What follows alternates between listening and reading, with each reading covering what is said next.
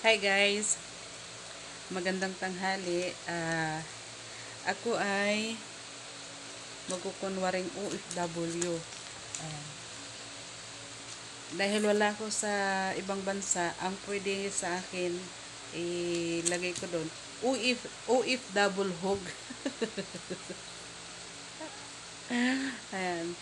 Ay magkukunwari ako na OFW tapos kunwari magba-vlog ako tapos darating yung tapos darating ang boss ko. Ayan.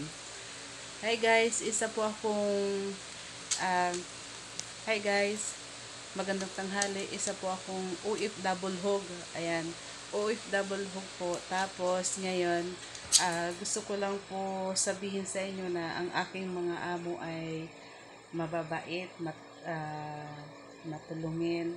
Tapos, basta nandun na po lahat. So, ayan.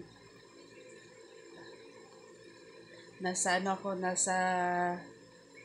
ano bang pwedeng ipangalan itong lugar dahil ako isang OFW hog.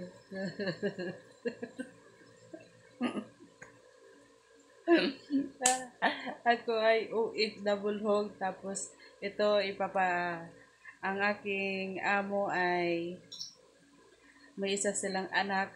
Ayun. Ayan, gusto ko lang pasalamat. Maraming salamat po sa inyo, ma'am and sir. Tsaka doon sa anak nila. May isa silang anak. Tapos yun lang ang amo ko, yun lang ang inaalagaan ko, pinapakain ko, pinapaliguan ko sa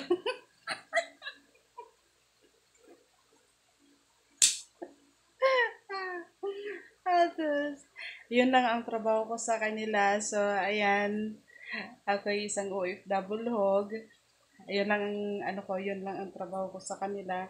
Pinapaliguan ko po sila, pinapakain, ginugupitan.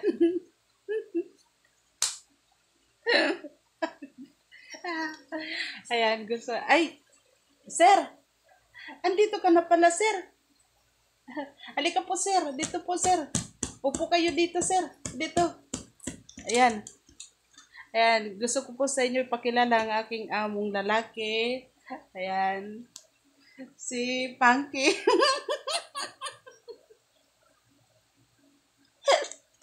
Tapos ang kanilang Puriyabali. Ang kanilang anak.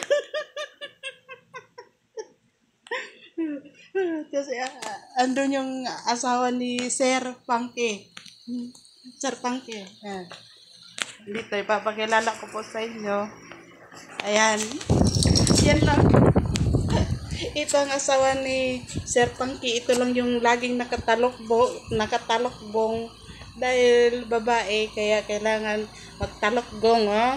Tapos, at saka dahil ako'y babae, nakatalokbong. Ito yung amo ko.